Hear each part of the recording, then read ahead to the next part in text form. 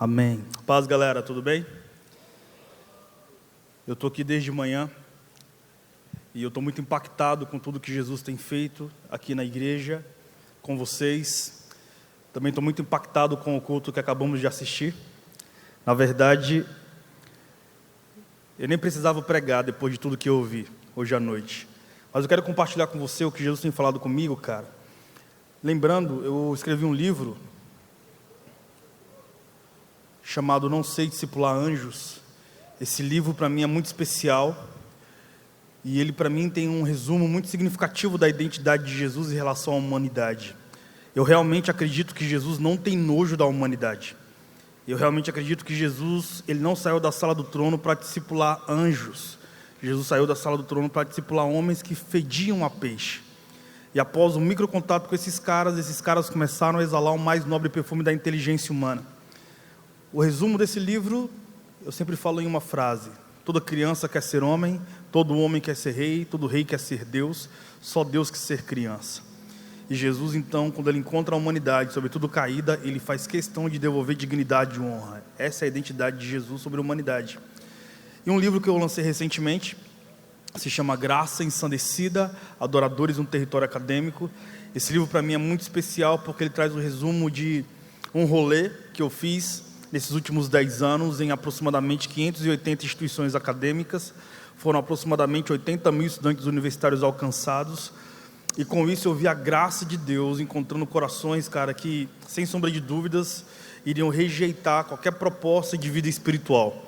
Mas Jesus encontrou com homens e acabou devolvendo a esses caras a sensibilidade. E eu realmente acredito que quando Jesus encontra corações que têm fortalezas dentro de si, e essas fortalezas caem por terra, é inevitável, cara. É instituída uma nova temporada de devolução de vida para a sociedade. Foi assim que aconteceu com Paulo e com muitos outros, cara. Então eu estou muito feliz por isso. Bem, diante de tudo que nós vivemos nesses últimos 10 anos, é inevitável não pensar no quanto Deus tem um desejo para a nossa geração de levantar todos, não apenas um grupo, não apenas um movimento, não apenas uma micro ou macro comunidade de fé. Deus tem o interesse de levantar todos os filhos para manifestar a glória do reino de Deus nesse tempo. E eu não tenho dúvidas que Jesus te escolheu para que você seja literalmente essa flecha na mão do arqueiro, para que muitos lugares escuros acabam recebendo a chama da glória do Eterno através de você. Quantos acreditam nisso?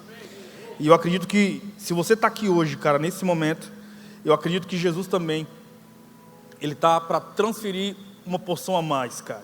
Você passou o dia todo aqui em adoração, e eu estou muito admirado com a sua força enquanto jovem, para depois de todos esses cultos, todas essas palavras. A palavra do Leandro foi bem densa, e a palavra dessa noite foi uma palavra congregacional extraordinária de avivamento. Eu vou tentar ser equilibrado e trazer a porção que Jesus tem para nós hoje. Abra a Bíblia, por gentileza, em Romanos 8, a partir do versículo 18. É um texto clássico, mas vai traduzir de forma poderosa aquilo que Jesus vai falar nessa noite. Romanos 8, versículo 18 diz assim: estou absolutamente convencido de que os nossos sofrimentos no presente mundo não podem ser comparados com a glória que em nós será revelada. A própria natureza criada aguarda com ávido anseio que os filhos de Deus sejam revelados. Porquanto a criação foi submetida à inutilidade, não por sua livre escolha, mas por causa da vontade daquele que a sujeitou, na esperança de que também a própria natureza criada será libertada do cativeiro da degeneração em que se encontra, recebendo a gloriosa liberdade outorgada aos filhos de Deus. Sabemos que até hoje toda a criação geme e padece com dores de parto. E não somente ela, mas igualmente nós, que temos os primeiros frutos do Espírito, também gememos em nosso íntimo, esperando com ansiedade e com ansiosa expectativa por nossa adoção como filhos, a redenção do nosso corpo. Porquanto, precisamente, nessa esperança somos salvos. Contudo, esperança que se vê não é esperança. Pois como pode alguém anelar por aquilo que está vendo? Porém, se esperamos por algo que ainda não podemos ver, com paciência aguardamos. Do mesmo modo, o Espírito nos auxilia em nossa fraqueza, não porque sabemos como orar. No entanto, o próprio Espírito intercede por nós com gemidos inexprimíveis, impossíveis de serem expressos por meio de palavras humanas. E aquele que sonda os corações conhece perfeitamente qual é a intenção do Espírito, porquanto o Espírito suplica pelos santos, em conformidade com a vontade de Deus. Pois a criação aguarda com ávido anseio a manifestação dos filhos de Deus. Amém? Nesses últimos 10 anos, então, cara, eu fiz uma jornada missionária extra-eclesiástica que me possibilitou alcançar o coração de uma galera que está vivendo uma temporada que eu coloquei no meu livro como Quarta Revolução Industrial. Interessante, cara. O primeiro capítulo desse livro fala sobre não sois máquinas, homens és quem sois. E eu tenho refletido muito em todos os lugares que eu vou, porque quando eu vejo igrejas belas, que carregam a glória de Deus, e que traduzem de forma muito poderosa o véu da noiva de Cristo, que é belo, que é bonito, que também faz expressão à bondade de Jesus, e eu creio em um Cristo que é equilibrado, aquele que é sofisticado. Imagina, Jesus foi um cara tão extraordinário na sua essência sociológica, que ele morreu muito jovem, com apenas 33 anos. E ele revolucionou os 3 maiores poderes de seu tempo: poder executivo, poder legislativo, poder judiciário, sem pegar em armas, sem poder de tortura, sem perder a doçura. Pelo contrário, ele falava poeticamente sobre suas próprias dores, a ponto de trazer uma comunidade terapêutica para a micro ou macro comunidade de pessoas que estivessem ao redor dele. Jesus foi tão equilibrado e tão sofisticado na arte de devolver beleza e sorriso a quem vivia uma vida extremamente triste, cara, que ele falava poeticamente sobre suas próprias dores, a ponto de dizer: as raposas têm seus covis, as aves dos céus têm seus ninhos, mas o Filho do Homem não tem onde repousar a cabeça. Jesus, ele é tão extraordinário na arte de devolver a glória de Deus, ou que é traduzido com felicidade eterna, alegria eterna, sobretudo ambientes improváveis, pessoas improváveis, que um pequeno contato com Jesus pode marcar definitivamente a sua eternidade.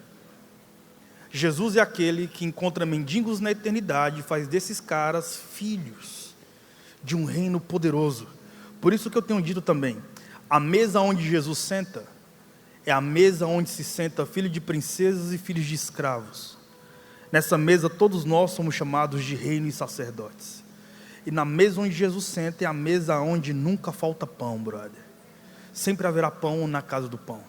Então, não tem como ovacionar as trevas se a luz brilha de forma sofisticada, trazendo a eloquência da glória da Nova Jerusalém sobre a terra. Bem, o apóstolo Paulo, no livro de Romanos, e como não é novidade para um homem contemporâneo, o livro de Romanos é o livro mais doutrinário das Escrituras. O apóstolo Paulo foi um cosmopolita, como provavelmente você sabe. Cosmopolita é aquele que não fala 1 ou 2 idiomas, nem 5, é aquele que tem o idioma de um continente. O apóstolo Paulo, além de ter o idioma e a cultura de um continente, ele foi um cara que não era de uma cidadania específica, nem de dupla cidadania, o cara era cidadão de um continente. Por isso que quando ele saiu de Tarso, com a cultura judaica a nível religiosa, com a filosofia dos gregos e com a erudição da Nova Jerusalém, o cara conseguiu traduzir o reino de Deus. Paulo conseguiu traduzir a sala do trono para o homem de seu tempo, porque ele sabia o rolê da sua geografia, ele sabia o rolê do seu tempo. Ele tinha uma sensibilidade no coração, a ponto de, ao escrever para os romanos, você tem noção que é o Império Romano, cara? O império que reinou durante 1000 anos, o império que dominou e liderou uma vasta conquista territorial após a jornada de Alexandre o Grande. O Império Romano foi um império tão poderoso, tão extraordinário e fenomenológico, que reinou durante 1000 anos. Porque Paulo teve contato com o poder de Deus, e ele conseguiu traduzir Jesus para os caras do tempo dele. Ele literalmente, cara, modelou cultura. Jesus, nessa noite, ele vem sobre nós, para que haja uma continuidade da porção que vocês têm recebido aqui nesse altar, que é tão honrado. Eu vejo Jesus fazendo de nós modeladores de culturas. Repete comigo, modeladores de cultura. É isso, cara. De Atos 1 a Atos 15, Jesus trabalha com poder e maravilhas. De Atos 15 a Atos 28, Jesus trabalha com mudança de cultura. Para toda mudança de cultura, o Senhor Deus nos dará uma arquitetura. Geralmente a arquitetura de Deus, para um homem que voluntariamente recebe a arquitetura de Deus, geralmente é para pessoas improváveis. Biblicamente falando, o diploma, ou até a realeza do código genético, isso é, descendente de algumas pessoas, não era o suficiente para literalmente liderarem a arquitetura de Deus. Quer um exemplo? Deus geralmente, sobretudo no Antigo Testamento, no Novo também, obviamente, mas no Antigo Testamento o Senhor Deus deu a sua arquitetura para homens que não sabiam nada de engenharia, ou nada de arquitetura. Por isso que o Senhor Deus coloca uma arquitetura na mão de um latifundiário, um cara do campo, um pecuarista chamado Noé. Noé, construa uma arca. Porque Noé pegou a arquitetura de Deus, foi possível então salvar o mundo pós-diluviano. Então imagina a poesia dos animais indo até a arca sem adestramento, por exemplo. Porque um homem respeitou a arquitetura de Deus. Ora, o que eu quero dizer com isso então? Nesse tempo, que é tão profético, de tantos ajuntamentos, e o Brasil vive uma eloquência poderosa de um sistema de raízes, onde o Evangelho não nasceu conosco. Essa geração jovem que aqui está, nós não temos um útero que vai gerar um avivamento, nós recebemos uma porção de uma galera que já veio antes de nós, e nós honramos essa galera. Então, nós pegamos o bastão da mão dos nossos pais na fé, e honramos muito o que os nossos pais na fé fizeram. Pegamos esse legado, discipulamos a geração presente e deixamos um legado para a futura geração. O poderoso é que nós temos uma missão, e nós temos um desafio, que é traduzir a sala do trono para um homem contemporâneo. Francis Schaeffer dizendo: como traduzir o Evangelho para um homem contemporâneo? Ele responde: sendo um homem contemporâneo. Então eu gostaria de passar um vídeo para você compreender a jornada sociológica e histórica que você está vencendo, e talvez você não sabe. Se você está aqui nessa igreja, e se você está recebendo uma porção de Deus, e você tem um chamado, eu tenho certeza que vocês vão queimar, cara, porque a galera de Londrina vão liderar, cara, o avivamento dessa nação da próxima década, ou melhor, nessa década que se inicia. Isso é fato. Parece que Jesus treinou vocês durante 10 anos, para que de 2020 a 2030, o que sair daqui, vem explodir em toda a nação, cara.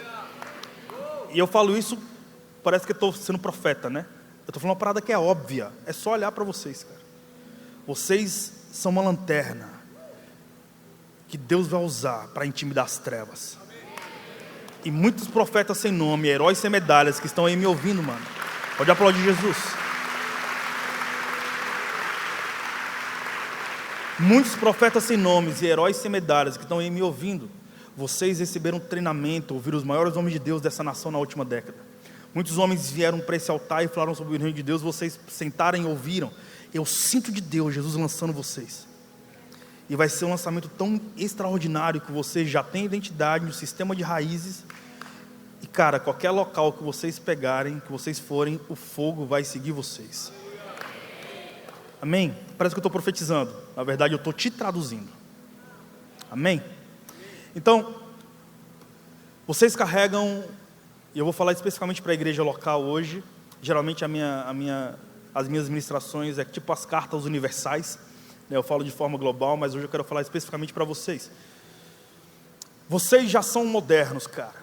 Quando eu falo modernos, você consegue atingir o jovem da sua geração, você tem a linguagem desse tempo. Agora, quando você entende a sociologia e o contexto histórico desse tempo, fica mais fácil você trazer um diagnóstico para uma dor que o homem está com soluços nesse presente momento. O vídeo que eu quero mostrar para vocês, então, é um vídeo que fala sobre a temporada que todos nós vencemos, que o Vale do Silício, que é um dos principais polos de tecnologia das nações da Terra, e a Universidade de Tel Aviv, lá em Israel, afirmam que nós estamos vivendo a era da inteligência artificial, ou a quarta revolução industrial. Vocês estão vencendo esse tempo.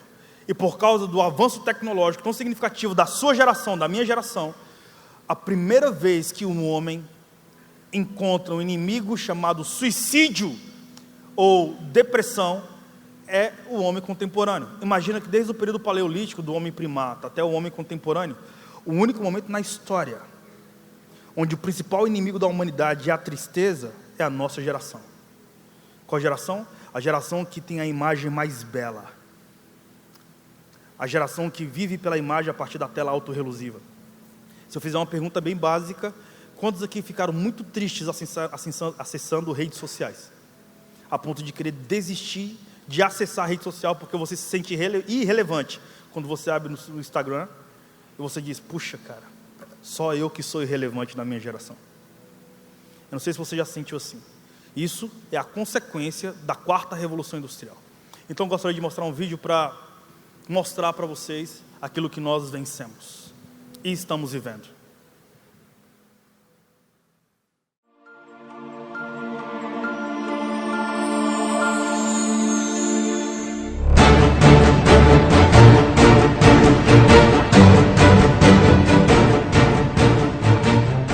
Em 1998, a Kodak tinha 170 mil funcionários e vendeu 85% de todo o papel fotográfico vendido no mundo. No curso de poucos anos, o modelo de negócios dela desapareceu e eles abriram falência. O que aconteceu com a Kodak vai acontecer com um monte de indústria nos próximos 10 anos. Você poderia imaginar em 1998 que 3 anos mais tarde você nunca mais iria registrar fotos em filme de papel? No entanto, as câmeras digitais foram inventadas em 1975. Assim como acontece com todas as tecnologias exponenciais, elas foram decepcionantes durante um longo tempo, até se tornarem imensamente superiores e dominantes em poucos anos. O mesmo acontecerá com a inteligência artificial, saúde, veículos autônomos e elétricos, com a educação, impressão em 3D, agricultura e empregos. O software irá destroçar a maioria das atividades tradicionais nos próximos 5 a 10 anos. O Uber é apenas uma ferramenta de software. Eles não são proprietários de carros e são agora a maior companhia de táxis do mundo. A Airbnb é a maior companhia hoteleira do mundo, embora eles não sejam proprietários. Inteligência artificial. Computadores estão se tornando exponencialmente melhores no entendimento do mundo. Nos Estados Unidos, advogados jovens já não conseguem empregos. Com o Watson da IBM, você pode conseguir aconselhamento legal com 90% de exatidão se comparado com os 70% de exatidão quando feito por humanos. Por isso, se você está estudando direito, pare imediatamente. Haverá 90% menos advogados no futuro. Apenas especialistas permanecerão. O Watson já está ajudando enfermeiras a diagnosticar câncer, 4 vezes mais do que enfermeiras humanas. O Facebook incorpora agora um software de reconhecimento de padrões que pode reconhecer faces melhor que os humanos. Em 2030, os computadores se tornarão mais inteligentes que os humanos. Veículos autônomos. Já em 2018, os primeiros veículos dirigidos automaticamente aparecerão ao público. Ao redor de 2020, a indústria automobilística inteira começará a ser demolida. Nossos filhos jamais necessitarão de uma carteira de habilitação ou serão donos de um carro. Isso mudará as cidades, pois necessitaremos 90% a 95% menos carros para isso. Poderemos transformar áreas de estacionamento em parques. Cerca de 1.200.000 pessoas morrem a cada ano em acidentes automobilísticos em todo o mundo. Temos agora um acidente a cada 100.000 quilômetros. Mas com veículos autodirigidos, isso cairá para um acidente a cada 10 milhões de quilômetros. Isso salvará mais de 1 milhão de vidas a cada ano. Companhias tradicionais de carros adotam a tática evolucionária e constroem carros melhores, enquanto as companhias tecnológicas, Tesla, Apple, Google, adotarão a tática revolucionária e construirão um computador sobre rodas. Companhias seguradoras terão problemas enormes, porque sem acidentes, o seguro se tornará 100 vezes mais barato. O modelo de negócios de seguros de automóveis deles desaparecerá. Os negócios imobiliários também mudarão. Pelo fato de poderem trabalhar enquanto se deslocam, as pessoas vão se mudar para mais longe para viver em uma vizinhança mais bonita. Carros elétricos se tornarão dominantes até 2020. As cidades serão menos ruidosas, porque todos os carros rodarão eletricamente. A eletricidade se tornará incrivelmente barata e limpa. A energia solar tem estado em uma curva exponencial por 30 anos, mas somente agora você pode sentir o impacto. O preço da energia solar vai cair de tal forma que todas as mineradoras de carvão cessarão atividades ao redor de 2025. Com eletricidade barata, teremos água abundante e barata. A dessalinização agora consome apenas 2 kWh por metro cúbico. Imagina o que será possível se cada um tiver tanta água limpa quanto desejar, quase sem custo. Saúde. Teremos companhias que irão construir um aparelho médico chamado Tricorder, na série Star Trek, que trabalha com o seu telefone. fazendo o escaneamento da sua retina, testa a sua amostra de sangue e analisa a sua respiração por meio de bafômetro. Ele então analisa 54 biomarcadores que identificarão praticamente qualquer doença. Vai ser barato de tal forma que em poucos anos cada pessoa desse planeta terá acesso à medicina de padrão mundial praticamente de graça. Impressão 3D. O preço da impressora 3D mais barata caiu de $18 mil para $400 em 10 anos. Nesse mesmo intervalo, tornou-se 100 vezes mais rápida. Todas as maiores fábricas de sapatos começaram a imprimir sapatos 3D. A Estação Espacial tem agora uma impressora 3D que elimina a necessidade de se ter um monte de peças de reposição como era necessário anteriormente. No final deste ano, os novos smartphones terão capacidade de escanear em 3D. Você poderá escanear o seu pé e imprimir sapatos perfeitos em sua casa. Na China, já imprimiram em 3D todo um edifício completo de escritórios de 6 andares. Lá por 2027, 10% de tudo que for produzido será impresso em 3D. Oportunidades de negócios. Se você pensa em um nicho no qual gostaria de entrar, pergunte a si mesmo: será que teremos isso no futuro? E se a resposta for sim, como você poderá fazer isso acontecer mais cedo? Se não funcionar com seu telefone, esqueça a ideia. E qualquer ideia projetada para sucesso no século XX estará fadada a falhar no século XXI. Agricultura. Haverá um robô agricultor de $100 no futuro. Agricultores do terceiro mundo poderão tornar-se gerentes de suas terras em vez de trabalhar nelas todos os dias. Atualmente, cerca de 30% de todas as superfícies agriculturáveis são ocupadas por vacas. Imagine se tais espaços deixarem de ser usados desta forma. Há muitas iniciativas atuais de trazer proteína de insetos para o mercado. Eles fornecem mais proteína que a carne. Deverá ser rotulada de fonte alternativa de proteína, porque muitas pessoas ainda rejeitam ideias de comer insetos. Até 2020, haverá aplicativos que podem saber se você está mentindo pelas suas expressões faciais. Imagine um debate político onde estiverem mostrando quando as pessoas estão dizendo a verdade quando não estão. O Bitcoin, dinheiro virtual, pode se tornar dominante e poderá até mesmo tornar-se uma moeda reserva padrão. Longevidade. Há 4 anos, a expectativa de vida costumava ser de 79 anos, e agora é de 80 anos. Atualmente, a expectativa de vida aumenta uns 3 meses por ano. Por volta de 2036, haverá um aumento de mais de 1 ano por ano, ou seja, todos passarão a viver vidas longas, possivelmente bem mais que 100 anos. Estamos vivendo a 4ª Revolução Industrial. Bem-vindos!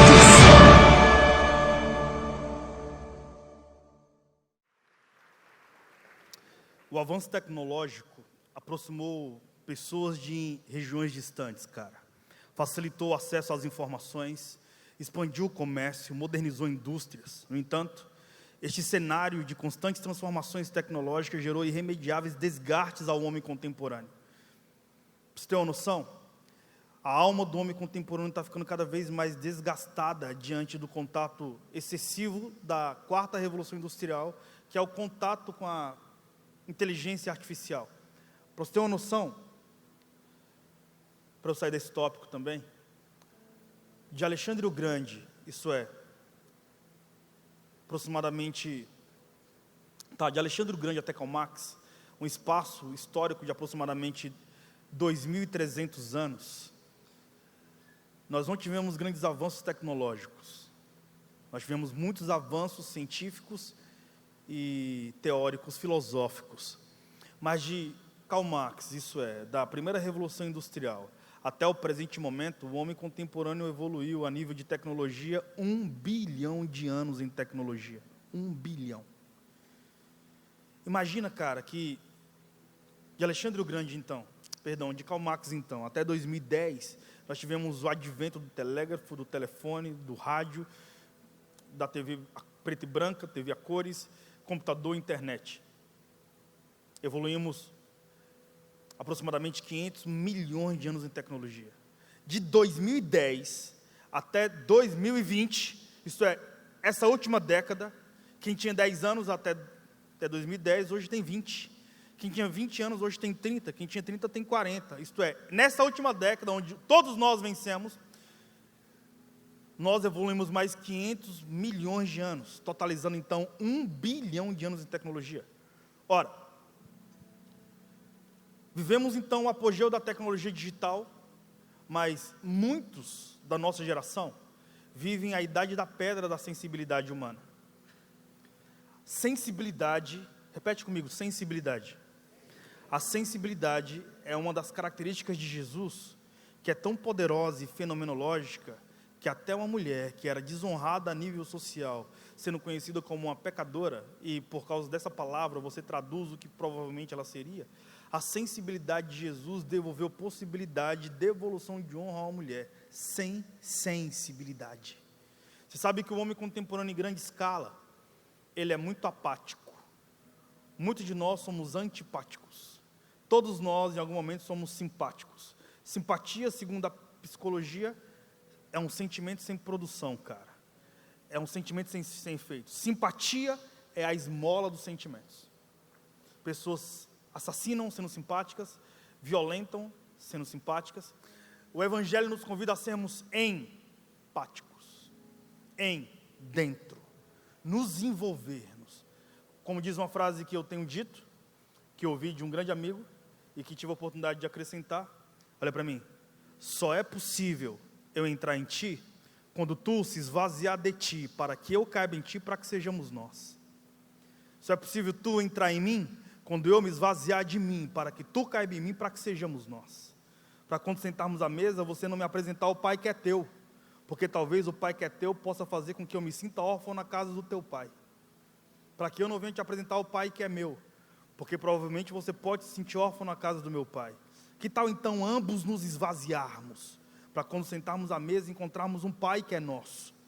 E esse provavelmente, ou essa provavelmente pode ser o nosso principal desafio, enquanto homens contemporâneos. Cada um de nós temos uma teologia, uma forma de olhar Jesus, sentando numa mesa que existe uma rivalidade teológica significativa. Que tal nos esvaziarmos, para nos cabermos, para nos encontrarmos, para nos sentirmos, para sermos empáticos, e em vez de apresentar para você uma sentença, porque o juiz dos juízes, segundo 1 João 2,1, ele se tornou advogado dos advogados, e ele mesmo diz: filhinhos, rogo-lhe para que não pequeis, mas se pecardes, temos um advogado para com o Pai, é Jesus Cristo justo, nosso Senhor. Ora, se você fosse então um carro, uma máquina, como diz Charles Chaplin, não sois máquinas, homens és quem sois. Se você fosse um carro, provavelmente Deus gostaria de assumir o motor. Se você fosse um celular, certamente Deus gostaria de ser o registro geral. Se você fosse um computador, obviamente o Senhor gostaria de ser o HD ou software principal. Mas você é um ser humano. Logo, Deus tem um interesse absoluto de assumir o seu coração. Faz sentido, sim ou não? Sim ou não? Bem, essa última década, então, o homem viveu esse liquidificador de tantas informações tecnológicas. Todos nós vivemos isso. A consequência dessa revolução tecnológica, revolução de inteligência artificial, foi um profundo vazio que o homem contemporâneo vive. Eu não sei se você já viveu isso, cara. Eu não sei se você faz parte dessa classe de seres humanos, que quando coloca a cabeça no travesseiro, o vazio chega. Não deveria acontecer para quem é batizado com o Espírito Santo, porque uma das principais características de alguém que tem o Espírito Santo é ser consolado. E Lucas diz, Jesus, quando teve os últimos momentos com os discípulos, disse: eu vou para o Pai, vou para a glória, mas deixarei convosco o Espírito Santo, que é o Espírito de consolação. Ora, a sociologia da última década gerou um vazio no ser humano, que a psicologia também chama de hiato. Sabe o que é hiato? Hiato é um profundo vazio. Um vazio tão contundente, cara, que muitos acabam se afogando dentro de si. É um vazio que se transformou em um abismo. E aí, olha que interessante, cara. Quando eu tinha 19 anos, aos 19 anos eu tive um sonho. Eu sonhei que tinha um zíper na minha cabeça. E eu abri o zíper. Quando minha carne se abria, eu tirava a minha alma, sentava a minha alma, tirei o meu espírito, sentava o meu espírito, fechei o zíper e conversava comigo mesmo, no sonho. O meu espírito olhou para mim e falou: Gilberto, se você não respeitar o seu nome escrito no livro da vida, você nunca vai ser feliz. E meu espírito olhava para a minha alma como se estivesse liderando aquela reunião e dizia para a minha alma, e a minha alma falava para mim: Gilberto, se você não respeitar os seus sentimentos, você nunca vai ser feliz. E eu era a biologia dos 3, mas também era os 3. Muito doido a parada. E aí eu falava para mim mesmo, falava para o meu espírito, para a minha alma, que nada, eu quero é curtir todas. Cara, o meu espírito e a minha alma no sonho davam as mãos, e meu espírito sempre liderando a minha alma, e eles começavam a interceder por mim, que era a biologia no sonho. Aquilo me constrangia tanto que eu dava a mão para o meu espírito e para a minha alma. Quando eu fechava o ciclo, eu entrei em mim mesmo, ou seja, me tornei um. Quando eu acordei imediatamente, o Espírito falou confiadamente ao meu coração: Gilberto, por mais que você queira viver uma vida carnal, você sempre vai ser liderado pelo Espírito. O mais interessante, para fundamentar o que eu estou dizendo, quando Jesus está na cruz, Jesus diz: Pai, a ti entrego o meu Espírito, porque existe algo em 8 bilhões de seres humanos no nosso tempo que é de Deus, só de Deus, que é o Espírito. Aquilo que você tem dentro de si, que é o Espírito, vai voltar para Deus. A pessoa pode ser budista, hinduísta, muçulmano, pode ser kardecista, pode ser cristão. Existe algo dentro de você, que é o Espírito, que voltará para Deus. Jesus disse isso: Pai, a ti entrego o meu Espírito. O Espírito de Jesus foi para o Pai. O corpo de Jesus foi para a sepultura, e Jesus não foi sepultado em um cemitério, foi sepultado em uma sepultura particular. A alma de Jesus, segundo 1 Pedro 3,19, foi e pregou a espíritos em prisão. O mais louco na parada, brother, quando você entra em um comportamento de reflexão, imagina Jesus se encontrando com Judas Iscariotes durante os 3 dias, pregando a espíritos em prisão. Como é que foi esse papo?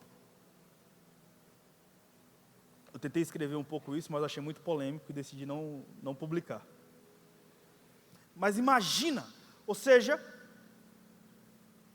existe algo dentro de você, ó homem, que é muito mais interessante do que aquilo que se vê.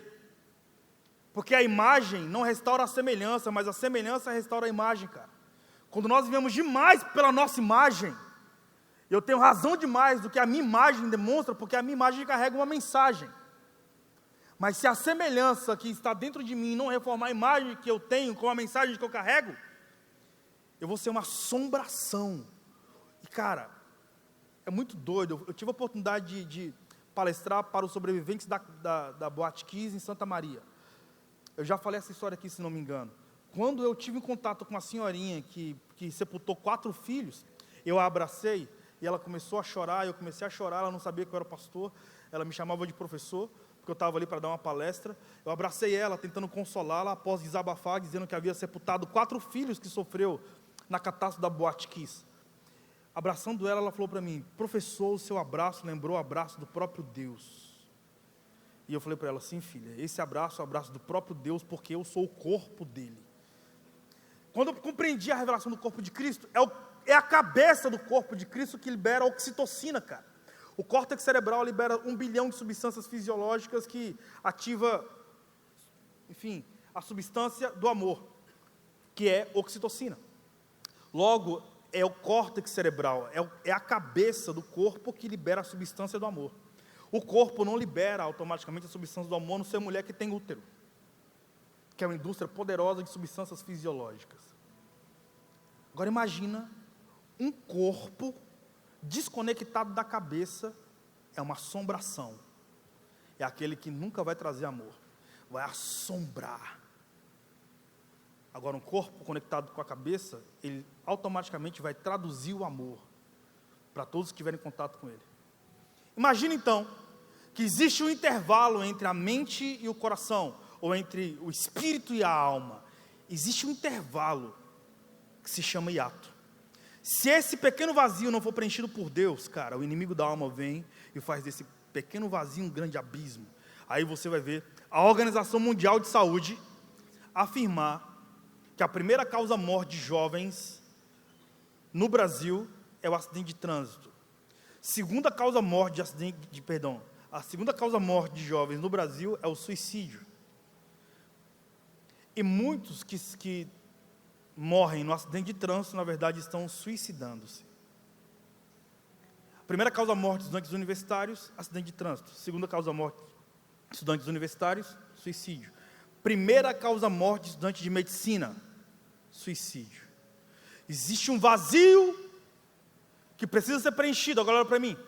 Nessa última década, mano, eu tive um rolê com universidades. Eu tive contato com uma galera que sofreu de forma muito significativa por causa desse relacionamento com a máquina, se tornando quase um urbanoide. E quando eu olho para a igreja e vejo que na geração que mais morreu jovens, e morreu com uma profunda tristeza, e vejo igrejas, cara, cheia de jovens, recentemente estádio cheio de jovens, o nosso coração fica tão feliz, porque nós manifestamos para os homens o que os filhos de Deus carregam como alegria no coração, que pode ser ofertada para todos os sofridos da nossa geração, cara. Estão comigo? Ou seja, você carrega algo que, se transbordar, pode salvar um ser humano. Por isso que eu repito, que nós devemos ser sensíveis, tão sensíveis a ponto de sermos violentamente pacíficos. E quando nós compreendemos isso, aí entra o texto do apóstolo Paulo, que ele diz: estou absolutamente convencido que os nossos sofrimentos no presente mundo não podem ser comparados com a glória que em nós será revelada, pois a própria natureza criada aguarda com ávido anseio que os filhos de Deus sejam revelados, porquanto a criação foi submetida à inutilidade, não por sua livre escolha, mas por causa da vontade daquele que a sujeitou, na esperança de que também a própria natureza criada será libertada do cativeiro da degeneração em que se encontra, recebendo a gloriosa liberdade outorgada aos filhos de Deus. Ou seja, quando você compreende, cara, que você é a continuidade de Jesus, você acaba sendo uma carta de alforria para libertar escravos da contemporaneidade. Pode dizer um amém? Eu creio nisso. Então, aqui no meu livro, Graça Ensandecida, eu falo sobre esse primeiro capítulo que foi resumido nesse vídeo que mostrei. Falo sobre um profundo vazio chamado hiato, que é o segundo capítulo. E aí, cara, entra o violentamente pacífico, que é literalmente o que vocês vivem enquanto igreja local. Cara, se vocês se olhassem no espelho enquanto juventude brasileira, cristã, a porção que vocês carregam, que obviamente é a continuidade do seu pai na fé, a força que vocês carregam e o brilho do evangelho que vocês exalam, é o suficiente para ganhar uma nação inteira, vocês sozinhos, cara. Só que muitos de nós nos sentimos irrelevantes, nos sentimos fracos e pouco influenciáveis, porque nós estamos focados e nos comparando com as redes sociais, cara. Nos comparando com o Instagram, por exemplo. Quem diria que a nossa geração veria uma nova profissão nascer, onde as pessoas fariam piada na internet e ganhariam mais dinheiro que um médico. E às vezes você está cheio de conteúdo, e se intimida, porque você se acha irrelevante. Isso é mentira, cara. O que você carrega é poderoso demais, brother. Poderoso para a sociedade, poderoso para a sua universidade, poderoso para a sua escola, poderoso para o seu emprego, poderoso para a sua igreja. E a grande verdade é que a criação espera a manifestação. E você é a manifestação de Jesus na terra. E aí, é necessário que você tenha coragem para ser diferente, cara. Coragem, repete comigo, coragem para ser diferente. De novo, coragem para ser diferente. Quando você adquire coragem para ser diferente, você não é uma xerox, nem de um discurso, nem de uma movimentação sociológica, muito menos de um comportamento de ideias. Você encontra a sua identidade no seu secreto. Você já tem uma identidade como igreja local, certamente você, cara, que está aqui nesse horário, nesses dias de carnaval, certamente você também encontrou a sua identidade no Senhor. Agora, o poderoso é você adquirir raízes profundas no seu secreto. Aprender que reino de Deus e evangelho é quando você tem a permissão do eterno para crescer para baixo. Você cresce para baixo. Depois que você adquirir raiz profunda, quando você crescer para cima, você vai compreender que um degrau que você cresce, você diminui 2 degraus em humildade e simplicidade. Cresceu 2 degraus, você diminui 4 em humildade e simplicidade. Cresceu 4 degraus, diminui 8 em humildade e simplicidade. E aí a glória de Jesus é manifestada em você, cara. E o mais poderoso é que as pessoas terão o alcance de possuir aquilo que você tem. Isso para mim é poderoso, cara. Há 3 personagens bíblicos que eu gostaria de enfatizar, para finalizar o meu sermão, que traz o que eu posso afirmar ser revolucionário para o tempo deles. Eles também viveram numa temporada de muitos avanços tecnológicos, científicos, de relativismo moral, e os caras foram homens que tiveram coragem para ser diferentes. O primeiro foi Daniel, cara. Lembrando que no ano de 606 a.C., quando o rei Nabucodonosor invade a Babilônia, como diz o capítulo 1 de Daniel, o rei Jeoaquim era o rei que reinava lá em Israel nesse tempo, sobretudo na aristocracia de Judá. O rei babilônio vem, saqueia Israel e leva a nobreza da aristocracia dos jovens para dentro da Babilônia. Daniel e seus amigos. Daniel, cara, viu o seu ciclo íntimo sendo literalmente lacerado. Daniel presenciou a sua nação sendo extorquida e completamente dizimada. Daniel viu suas mulheres, as mulheres da sociedade sendo violentadas. Daniel presenciou seus pais morrendo, seus avós, seus familiares. Imagina a depressão que ele poderia viver, o luto que ele poderia enfrentar. Daniel, quando vai levado cativo para a Babilônia, o cara teve que estudar, talvez desejando morrer. O cara teve que ser forte. Na verdade, ele teve coragem para ser diferente. Imagina, cara, que tem uma poesia urbana que diz que o sofrimento alimenta ainda mais minha coragem.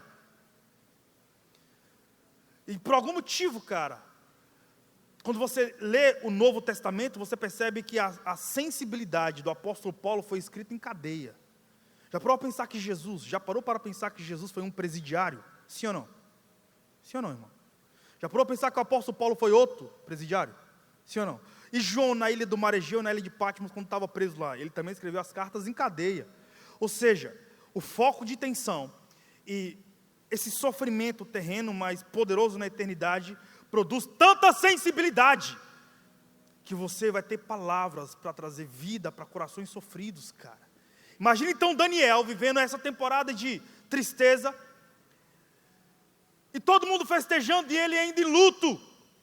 Quando ele, no capítulo 1, quando ele é chamado para estudar na instituição acadêmica, onde Nabucodonosor havia determinado uma geografia acadêmica como uma espécie de universidade na Babilônia, para que os jovens que fossem tragos de nações cativas de suas nações, estudassem nessa pseudo-universidade.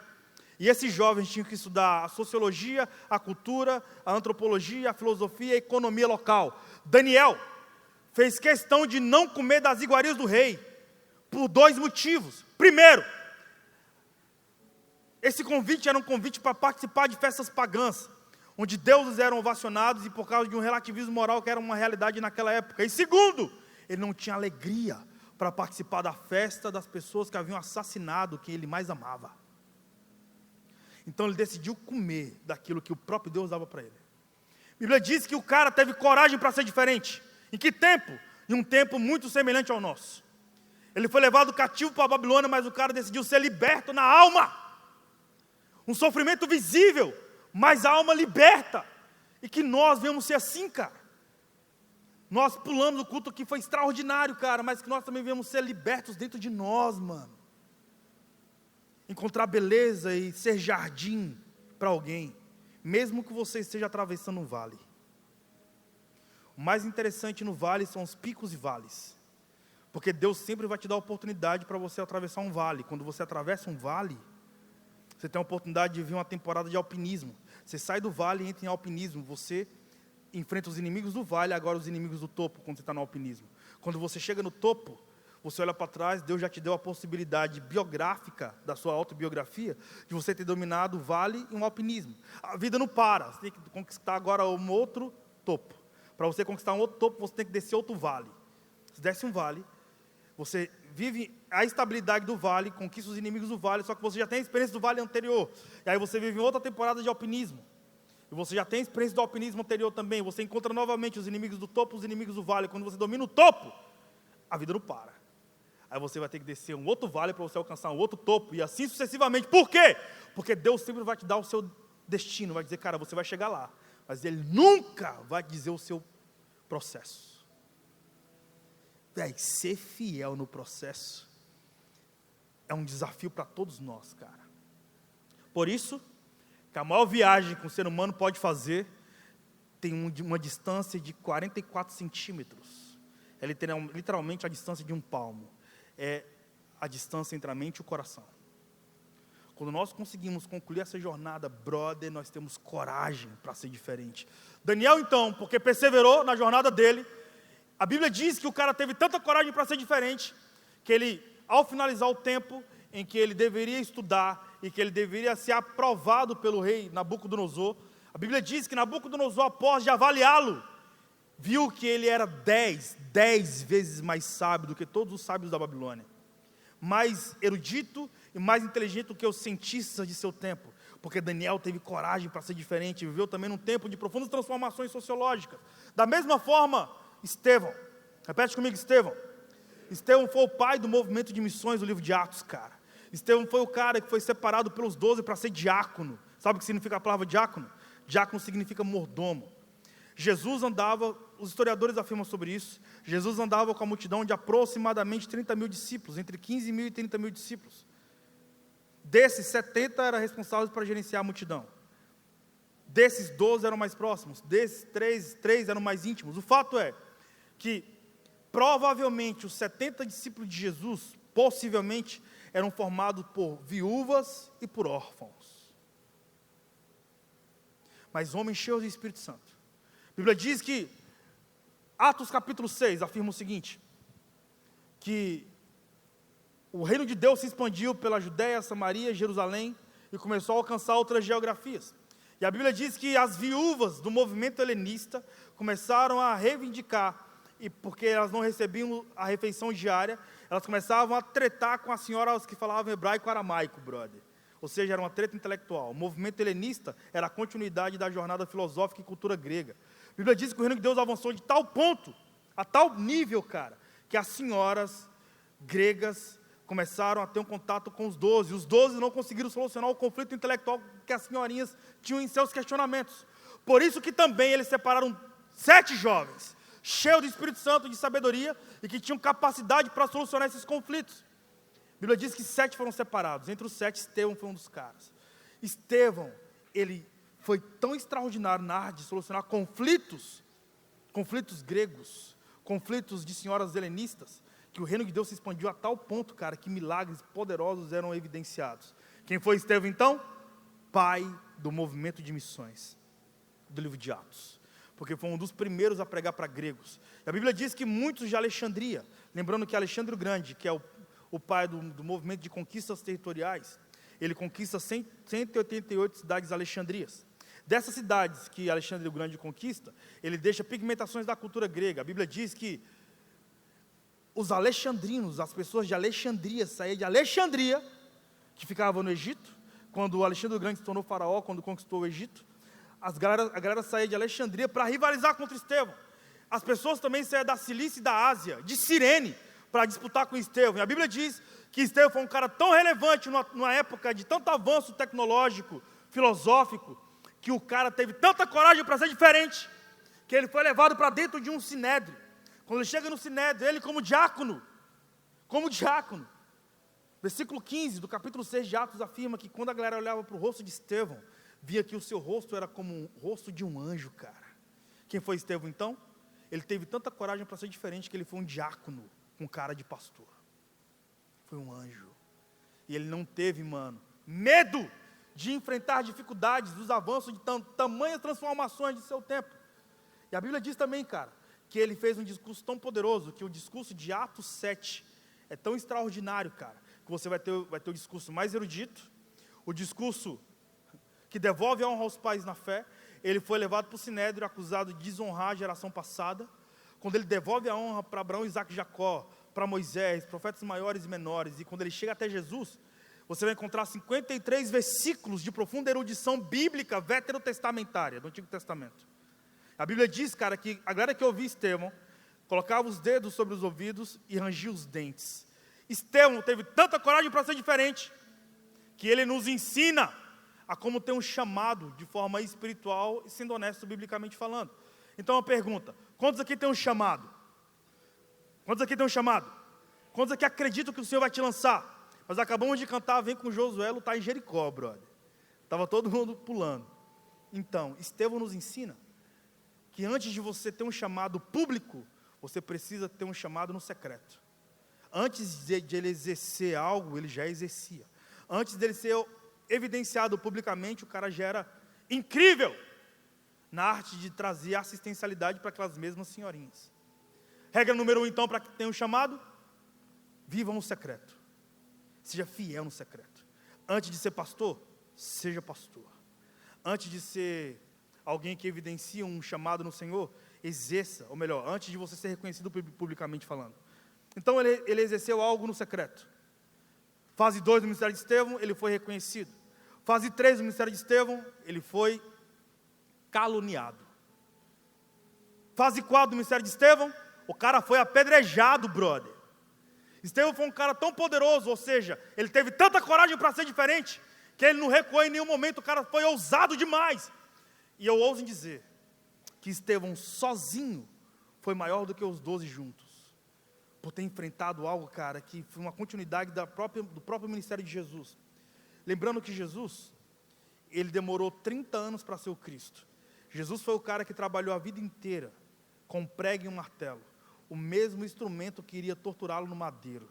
Jesus adquiriu a habilidade para solucionar os seus conflitos emocionais, para quando ele tivesse contato com o seu instrumento de tortura, ele não recuasse, ele já tinha intimidade com o seu próprio agressor.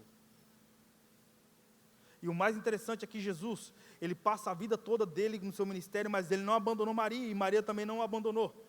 Existe uma vertente histórica afirmando que no ano 30 da era cristã, literalmente quando Jesus chega na sua fase dos 30 anos, provavelmente uma jornada dos zelotes, repete comigo, zelotes.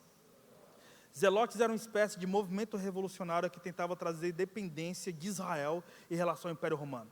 Era como os Inconfidentes Mineiros, lembra de Tiradentes? Que a Inconfidência Mineira foi um movimento revolucionário que tentou independência do Brasil contra o Império de Portugal, por exemplo. Os zelotes começaram a fazer movimentação para tentar independência em relação ao Império Romano. Alguns historiadores afirmam que provavelmente os guardas pretorianos no ano 30 da era cristã chegaram em Israel e dizimaram homens de 60 a 80 anos. Perdão, de 50 a 80 anos. Por isso que provavelmente José havia morrido nessa revolução, possivelmente. E provavelmente Maria havia sido viúva nessa faixa etária, possivelmente. Por isso que não é mais narrado José. Ora, Jesus cuida de Maria de uma forma tão sensível, cara, que quando Jesus está na cruz, Jesus diz para João: homem, está aqui a sua mãe. Mulher, está aqui o seu filho. Jesus está dizendo: eu cuidei da senhora até aqui, pai. Por incrível que pareça, Estevão continuou o ministério de Jesus. Ele cuidou de viúvas. Cuidou de forma tão poderosa que ele foi patrocinado no reino espiritual. A Bíblia então diz, quando ele chega na fase 4 do seu chamado, vocês estão comigo, irmãos? Amém? Você pode aplaudir o nome de Jesus, só para eu não ficar tímido aqui?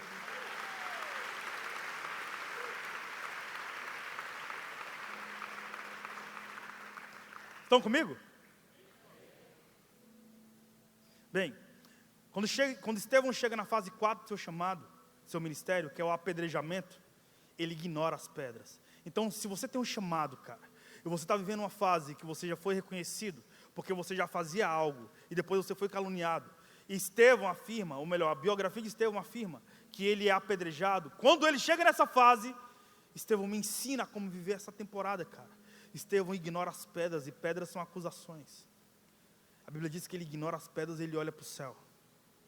Estevão vê o céu aberto.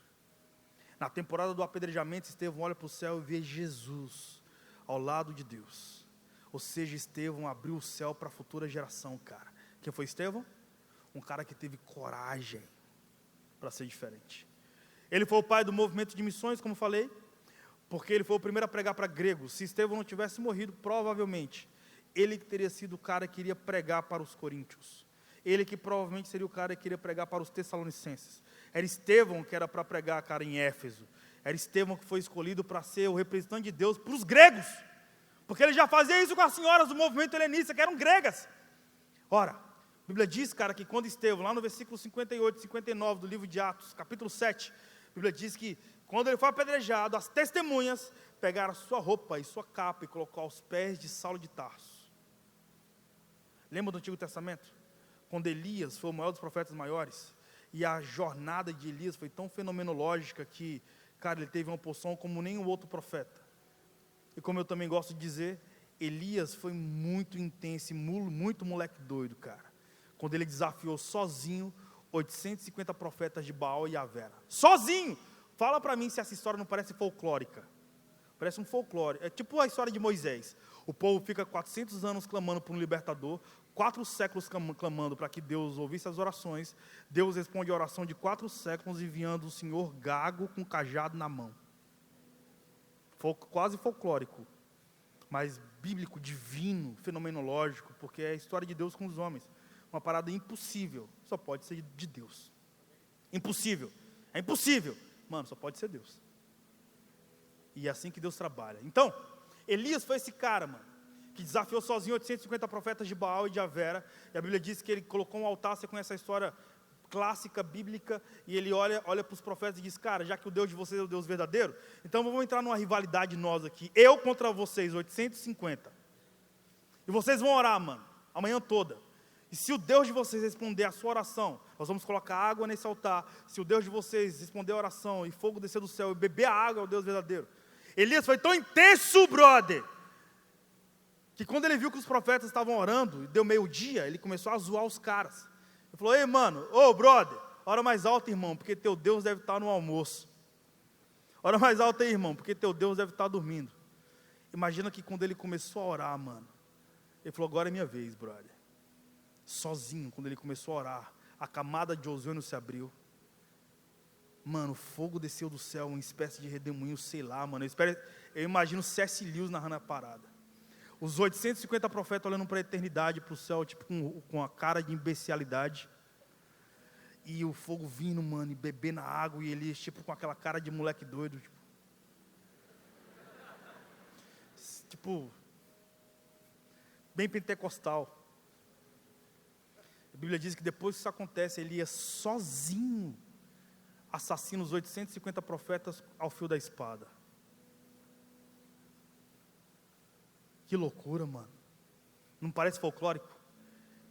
A Bíblia diz que quando Elias vai transladado, ele deixa a capa para um discípulo chamado Eliseu. Capa, então, é transferência de unção. Sim ou não? Sim ou não? A capa que Elias deixou para Eliseu foi tão incrível que o resto mortal de Eliseu, quando foi sepultado no cemitério, ressuscitou os cadáveres que estavam sepultados ali. Isso é glorioso. Mas a Bíblia também diz lá no Novo Testamento que quando Estevão, o cara que teve coragem para ser diferente, num tempo de muita transformação social, muito semelhante à nossa, inclusive, era jovem como você, historicamente falando, provavelmente Estevão tinha aproximadamente 29 anos. Saulo de Tarso também provavelmente tinha aproximadamente 29 anos. Então imagina, cara, quando Estevão morre, a porção que estava na jornada missionária de Estevão foi passada para Saulo. Quem é o apóstolo Paulo? A continuidade do ministério de Estevão. Por isso que Paulo foi naquela jornada, cara, e ele pregou para a galera que era para Estevão alcançar. O fato é, nesse tempo, onde a manifestação dos filhos de Deus irá nutrir e trazer devoluções de dignidade, de honra para uma sociedade, sobretudo para a galera da nossa geração, eu tenho certeza, cara, que a graça de Deus, quando encontrar um coração que o deseja, ou que deseja multiplicar aquilo que Jesus fez, sendo a continuidade da glória dele, a continuidade da cabeça de Cristo sendo o corpo dele, meu irmão, 8 milhões de estudantes universitários no Brasil hoje serão pouco para aqueles que vocês irão apacentar. Eu realmente acredito que vocês vão a lugares onde a última geração nunca foi, cara.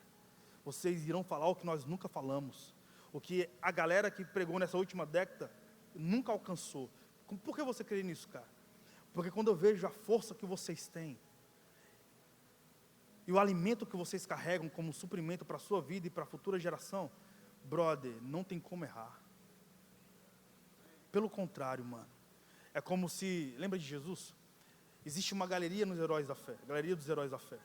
Eu imagino Jesus pegando um quadro e pincelando o quadro com seu próprio sangue, 90% do quadro. Ele deixa o pincel, vem o apóstolo Paulo, pega o pincel, passa no seu corpo e dá uma pincelada no quadro. Ele deixa o pincel, vem Charles Finney, D.L. Moody, vem John Bunyan, vem Jonathan Edwards, que em 1773 pregou o sermão chamado Pecadores na Mão do Deus Irado. Lembra desse sermão? Que quando ele pregava, as pessoas seguravam no banco da igreja com medo de cair no inferno. Ele veio, deu uma pincelada no quadro. Esse pincel foi para a história, brother. Hoje nós temos uma canetinha. Nós temos a oportunidade de dar um pingo nesse quadro que compõe a galeria dos heróis da fé. Você crê nisso? Você pode aplaudir o nome de Jesus por isso?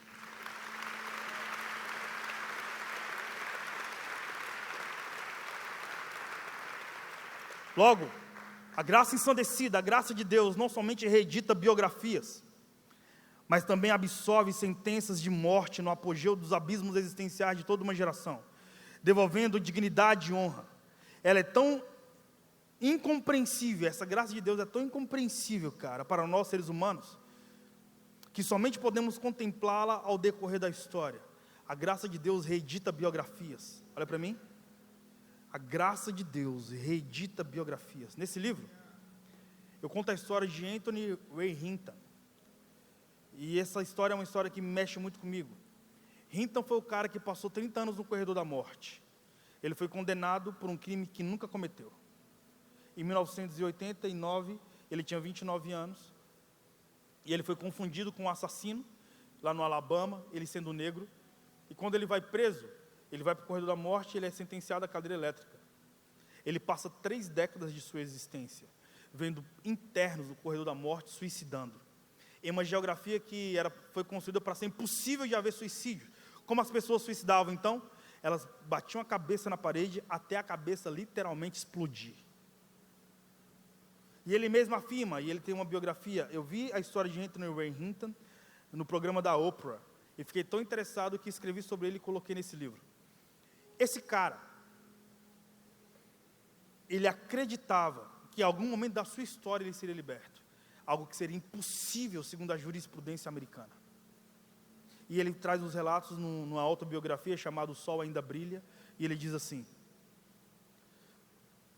quando estava no corredor da morte, quando os internos suicidavam, eu vi as criaturas como baratas e ratos pisando no sangue dos internos mortos e espalhando pegadas sobre o corredor da morte. Todas as vezes, ele narrando, todas as vezes que eu vi esse fenômeno acontecer no corredor da morte, eu me apegava ainda mais na graça. E por incrível que pareça, o cenário mais terrível da vida aumentou a coragem do cara. Até que, alguns anos atrás, 2 anos atrás, em 2018, um grupo de juristas jovens desarquivaram o processo de Hinton e viram que havia uma deficiência no julgamento. Esse cara foi solto depois de 30 anos.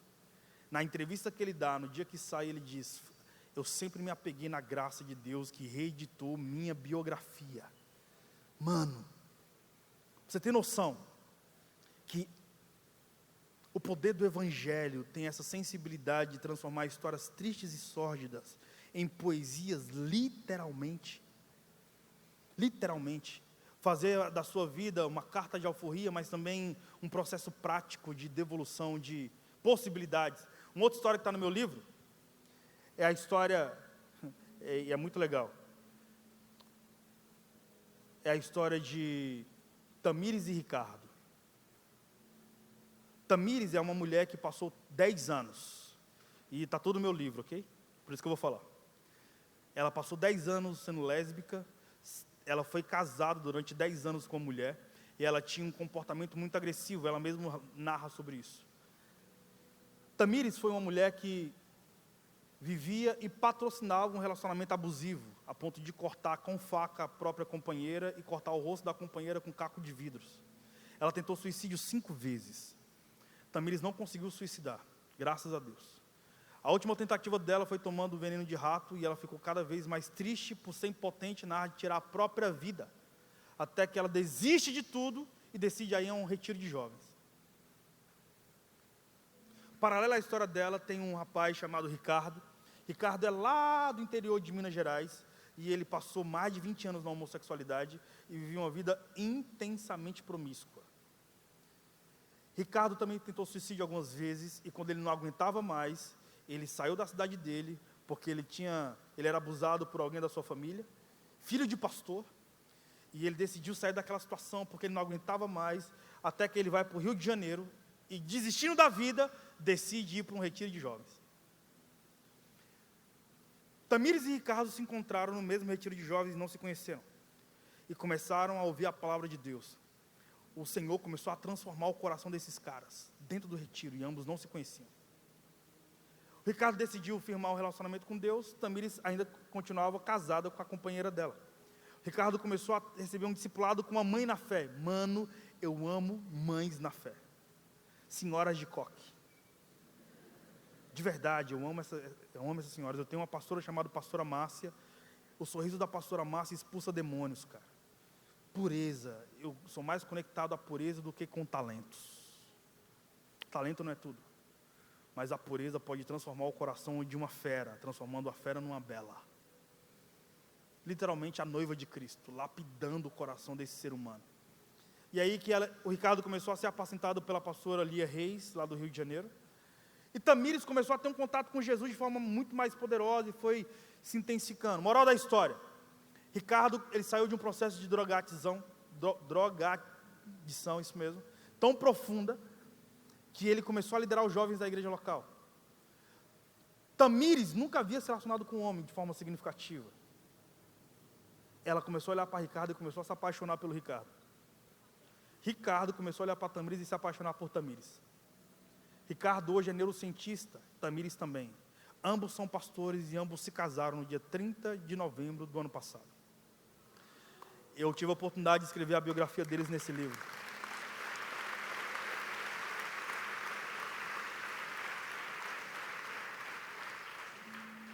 Sabe, a graça de Deus nos dá a oportunidade de sermos modeladores de culturas.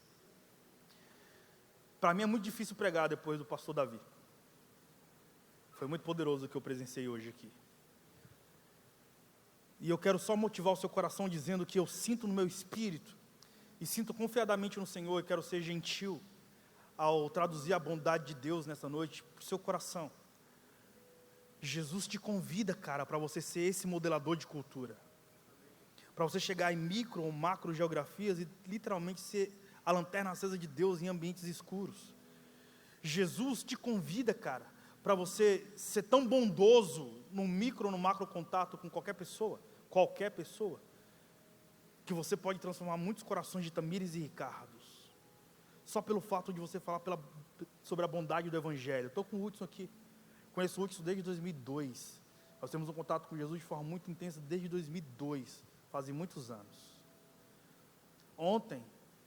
Anteontem à noite, eu recebi uma ligação. Compartilhei com ele, ele estava no quarto de hotel comigo. Um garoto havia suicidado à noite. Quando eu acordei, um outro brother havia suicidado de manhã.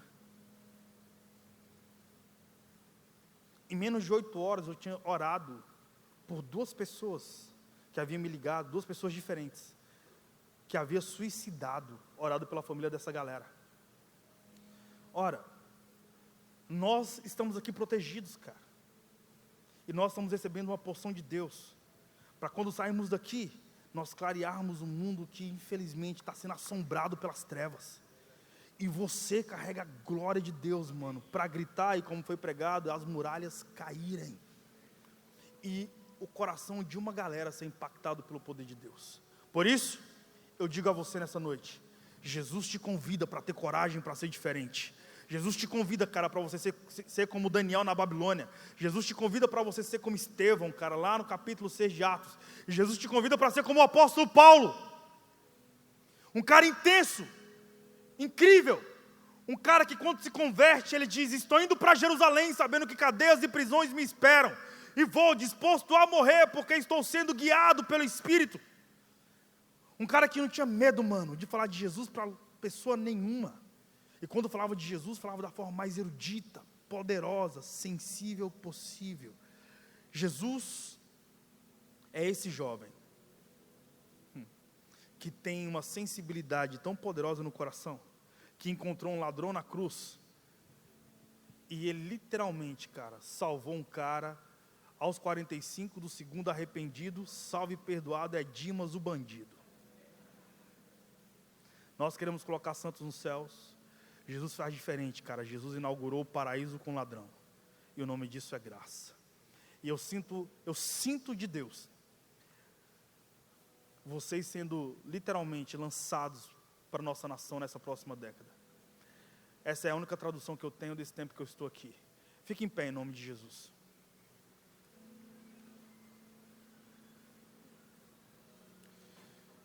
Jesus é aquele que transforma salmos em vales. Transforma vales em salmos. Jesus é aquele que pega lágrimas e transforma em salmos. Jesus é aquele cara que pega histórias de escravos e transforma esses caras em príncipes da liberdade. Jesus é aquele cara que quando olha para nós, ele nos dá essa possibilidade. O que é paradoxal? Se o nome da conferência é paradoxo. É encontrar uma galera que não sobreviveu a toda essa revolução industrial, ou a geração mais suicida da história, mas é a geração que gera vida numa temporada onde as pessoas infelizmente vivem comportamentos de mortos. Vocês carregam um útero espiritual que gera vida. Amém? Estenda suas mãos em nome de Jesus. E nessa noite eu oro para que você venha receber de Deus, não apenas chaves espirituais, cara, que abrem portas espirituais, mas que vocês sejam lançados. Provavelmente você está muito acostumado a ouvir sobre essa palavra ser lançado ou enviado, diante da porção que está sendo derramada nesse presente momento. Mas eu vejo Jesus tocando em pessoas específicas nessa noite. She karapalabasu brieg. She karapalabasu denedegai. Eu vejo Jesus visitando corações nessa noite.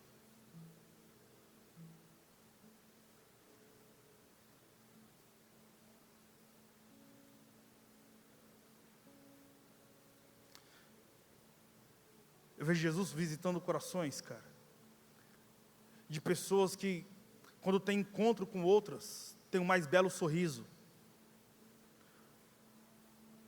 Mas só você sabe, cara, as feridas que você guarda no coração. Sabe, o vinho mais caro não custa para nada quando há sede de água. E toda cicatriz é a prova de que ferida sara. Eu vejo Jesus intensificando a cura em corações feridos pela jornada da vida. Estende as suas mãos em nome de Jesus. Pai, eu oro para que o seu poder venha ser evidenciado aqui nessa noite. Eu oro, Espírito de Deus, para que aqueles que receberem a glória do Evangelho, a chama, Pai Santo, que irá clarear em ambientes escuros, que eles venham, Pai Santo, receber uma porção hoje que venha intensificar a sensibilidade. Eu profetizo em nome de Jesus que você irá encontrar pessoas, cara, e o microcontato com você vai gerar tanta vida, que as pessoas vão começar a jogar remédios fora. Profetizo, cara, que o contato com você será tão sensível, que pessoas vão desistir de suicidarem. Eu profetizo que o contato com você será tão sensível, que você vai traduzir o coração das pessoas em um microcontato e em poucas conversas. Eu profetizo, cara, que o contato com você vai ser tão sensível, que o contato com você vai gerar avivamento e batismo com o Espírito Santo em uma geração. Vocês são a resposta de Deus para esse tempo. O Espírito Santo de Deus está aqui, cara. Jesus está aqui. Se você fala em línguas espirituais, eu te convido, cara, faça desse momento momentos de estrofes com línguas espirituais para a glória de Deus. Shekarapalabasu brieg. Shekarapalabasu denedegai. Shekarapalabasu brieg. Shekarapalabasu denedegai. Quantas vezes você não esteve sozinho e o Senhor foi sua única companhia? Quantas vezes os ventos sopraram e o Senhor foi sua única rocha sólida? Você não é órfão ou órfã. Ele exerce paternidade sobre sua jornada. Venha Espírito Santo sobre essa galera, Jesus, nessa noite. E que sobre eles venha ter, ó Pai Santo, a chama que traz a felicidade eterna no coração dos destruídos na história. Se faz sentido o que você está ouvindo, cara, e você diz: Pai, eu quero ser sensível e ter o seu coração. Eu quero, Pai Santo, ter um contato com a fonte da vida de forma tão extraordinária, Pai, que eu venha transbordar de Jesus, e que eu venha ter contato com muitos leprosos do meu tempo, e o contato comigo vai curá-los, vai limpá-los. Que você venha ser literalmente, cara, a extensão do corpo de Cristo em todos os locais em que você fizer parte. Se faz sentido para você, e se você diz, finalizando a sessão desse dia, sai do seu lugar, cara, e vem aqui à frente. E quando você vier, venha com a única intenção: profunda sensibilidade espiritual. Amém?